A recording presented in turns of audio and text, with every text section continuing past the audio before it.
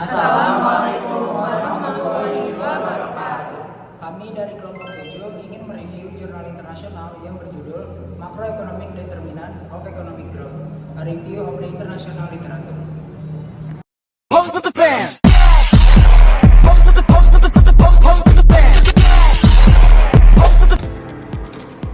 Kenapa sebagian negara berkembang bisa melesat dengan cepat seperti negara Vietnam, sementara di negara lain seperti Indonesia harus bekerja ekstra untuk menjaga momentum pertumbuhan?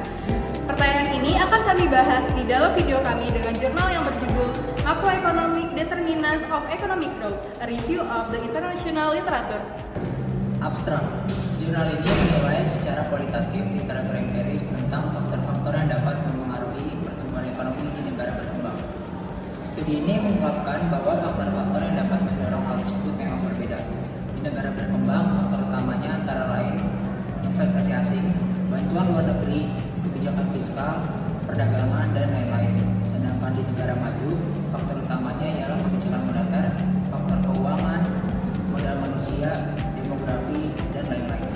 Menurut pertumbuhan ekonomi merupakan indikator utama dalam menentukan nilai kemajuan suatu negara. Penelitian ini dilatar belakangi oleh pentingnya peran faktor-faktor makroekonomi dalam menentukan arah dan keberhasilan pembangunan ekonomi.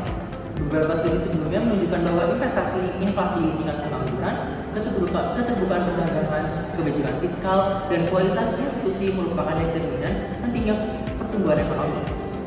Penelitian ini menekankan pentingnya pemahaman menyeluruh terhadap faktor-faktor tersebut secara simultan. Metodologi penelitian. Pembahasan kali ini menganalisis data panel dari 30 negara berkembang selama 2007 sampai 2017 menggunakan analisis data panel dengan pendekatan fixed effect dan random effect. Fokus utamanya adalah pertumbuhan ekonomi sebagai variabel independen yang dipengaruhi oleh variabel independen. Investasi, inflasi, tenaga kerja, perdagangan, pengeluaran pemerintah, dan kualitas institusi. Hasil dari bahasannya yang pertama ada investasi. Investasi memiliki pengaruh positif dan signifikan terhadap pertumbuhan ekonomi. Selanjutnya yang kedua ada inflasi. Inflasi berdampak negatif signifikan terhadap pertumbuhan. Yang ketiga ada tenaga kerja. Tingkat partisipasi tenaga kerja memiliki hubungan positif dan signifikan. Selanjutnya yang keempat ada perdagangan. Keterbukaan perdagangan secara signifikan mendorong pertumbuhan ekonomi. Yang kelima ada kebijakan fiskal. Pengeluaran pemerintah berpengaruh positif namun tidak signifikan terhadap pertumbuhan.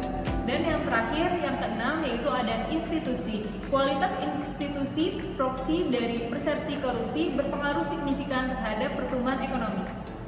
Kesimpulan dan saran. Hasil penelitian ini menunjukkan bahwa variabel investasi, inflasi, tenaga kerja, perdagangan, dan kualitas institusi sangat memiliki pengaruh yang signifikan terhadap pertumbuhan ekonomi. Oleh karena itu, pemerintah perlu melakukan berbagai hal terkait pertumbuhan ekonomi, diantaranya meningkatkan iklim investasi dan infrastruktur, menjaga stabilitas harga, mendorong partisipasi angkatan kerja, membuka pasar global secara merata, dan meningkatkan kualitas tata kelola pemerintah. Penelitian ini menyarankan perlunya studi lanjutan dengan mendapatkan variabel tambahan seperti pendidikan dan teknologi untuk memperluas pemahaman terkait faktor-faktor pertumbuhan ekonomi. Sekian dari kelompok 7. Wassalamualaikum warahmatullahi wabarakatuh.